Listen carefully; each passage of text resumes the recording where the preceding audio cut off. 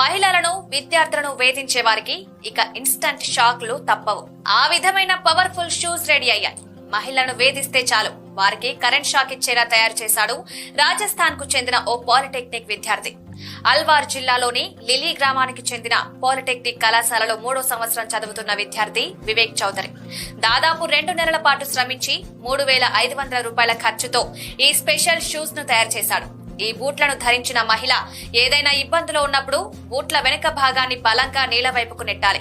ఆ వెంటనే special shoes లో ఉన్న ఒక పరికరం యాక్టివేట్ అయిపోతుంది.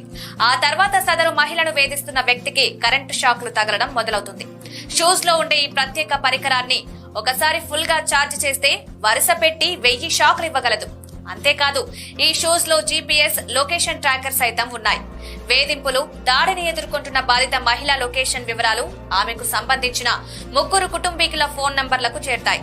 ఎవరెవరి ఫోన్ నెంబర్లు అందులో ఫీడ్ చేయాలనేది సదరు మహిళ